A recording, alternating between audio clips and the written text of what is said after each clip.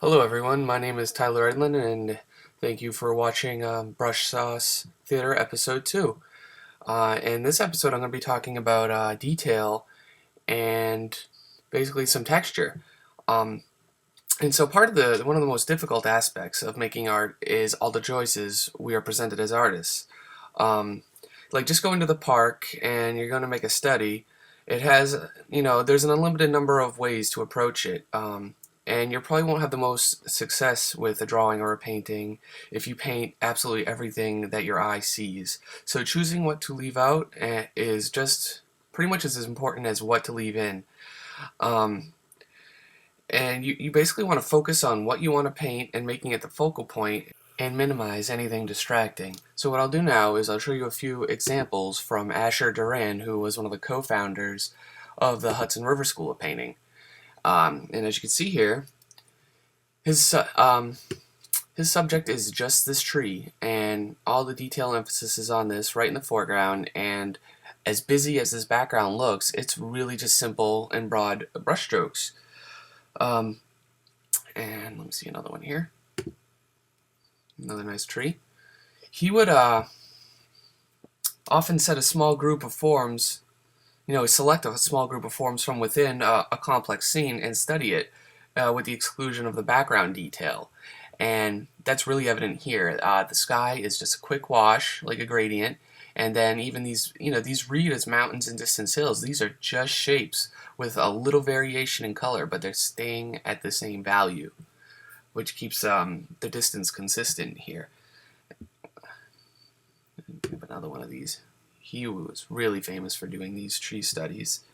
Every outdoor study for him, it was regarded as a dramatic scene in which a particular tree or aspect of nature would be the principal figure. And, that's this tree in this one, and it was very normal for him to exclude anything that wouldn't be supporting the scene. And again, really simple detail. These leaves, these reeds as trees, but they're just globs of paint. Like there's no, precise detail in there.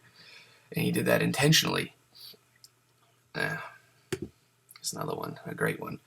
And there's just an intensely real aspect of these paintings, but yet there's a mystical quality. And that's really derived from the fact that these are all like romanticized interpretations of nature of him.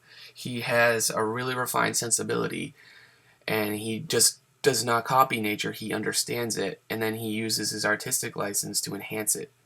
And that's really evident, with this sky. It's really beautiful, yet simple and elegant, and it brings all the focus down to the figures here into the foreground.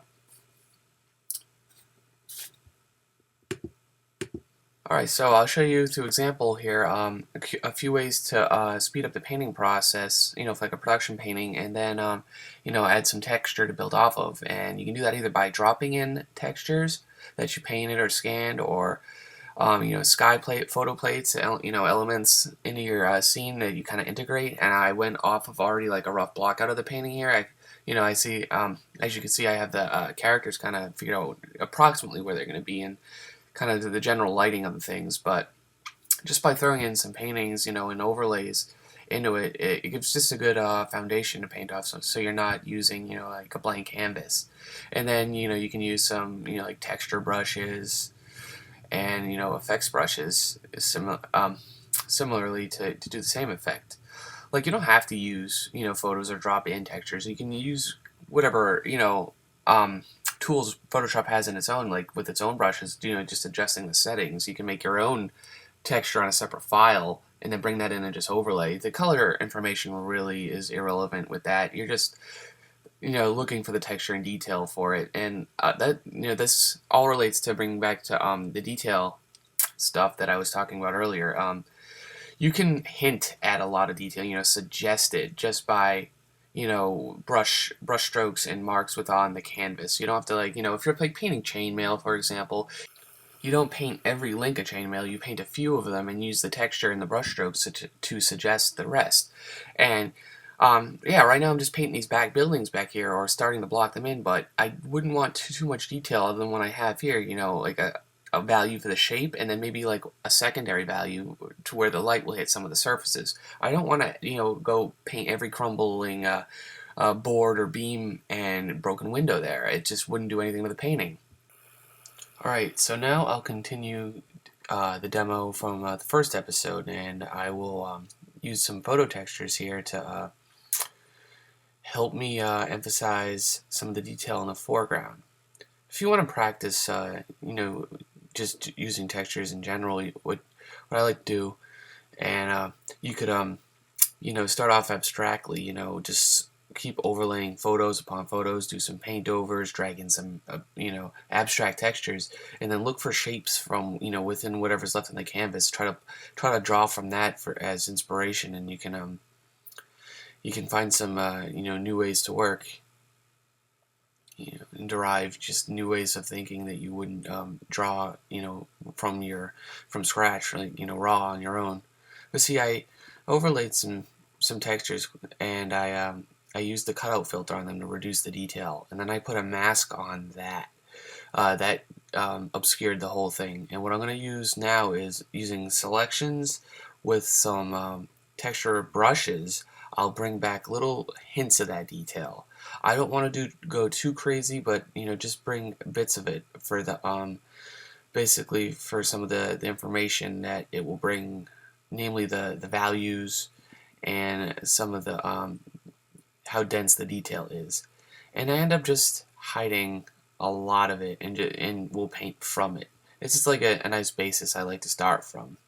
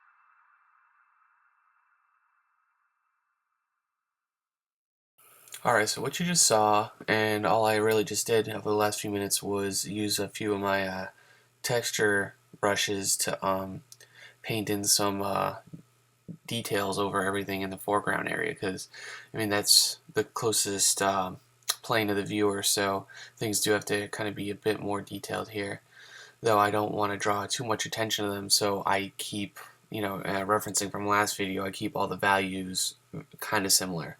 I mean, the only thing that really stands out over here is the water.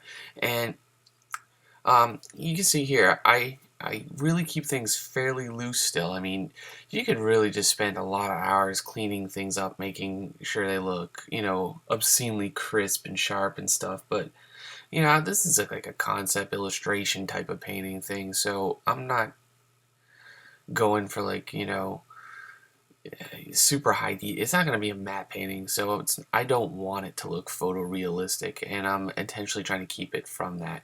And and what I learned from the old traditional artists, like Asher Duran and stuff, is like just romanticize the environment. Like I have an artistic license, and I can make things work to my favor. And what I'm doing by that means I have everything more of like a much more yellowish green tone. I feel it, anyway. It helps create the atmosphere in this piece, so I'm going that way. I mean, if I wanted to make it more realistic, I'd be adding probably like a lot more darks and blues up into this foreground and stuff, but it's not my thing. And, also talking about the, what I was, mentioning earlier with that little brief lesson on detail, I am, barely suggesting trees and foliage back there. I keep adding a soft blur to them and using just enough values.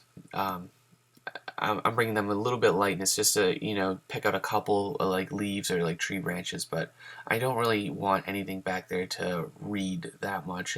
Nothing distracting from that main gate, but it just to convince the eye that there's stuff going on back there, but not a whole lot of nothing any interesting anyway. See, I use this tree brush I downloaded from the internet somewhere, and yeah, erased it into the scene. Now I'm just going to show you an extra trick here before I conclude this. Look at this. This is just like a couple bricks, and by manipulating their height and width and then duplicating it a couple times, I can give the illusion of stairs, since my scene is pretty much straight on. And then say I stretch it and then alter it so that it doesn't look like it's been repetitive. And then you just go change like you put the perspective grid on, which I'll have a video soon about how to do that. And you fit it in perspective, the very little that I have here, and then I am altering the color, making adding the yellows and the reds to make it blend in the scene. And then I'll go soften the edges on that by with an airbrush eraser. And then look at that, it just kind of fits right in. And that's the warning I want to give is if you abuse, using photos in your paintings because you think it's the cool thing, or you just figured out how to do it, if you do it wrong, it's going to look like, just a bad Photoshop collage, and you won't be doing yourself any favors by kind of using that as a shortcut. Once you understand, why things are going on, or, you got your technique down, then it would be a more of appropriate time to kind of use that. Just don't use it strictly as a shortcut, because you won't be developing your skills further. And you see this, I took a picture of a spark, and I was able to manipulate that so it looks like, kind of like a little portal here coming out of the gate. I mean, ultimately I think I ditched the portal idea because the client wanted to get rid of it, but that just shows one way about how to do it. So thank you everyone for watching. This is Tyler Edlin, and this has been my video on detail and texture.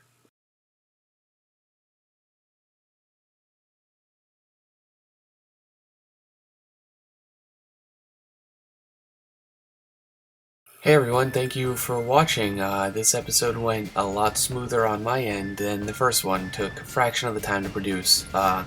So I'd love your feedback still, so please leave a comment below or go over to my Facebook and contact me there.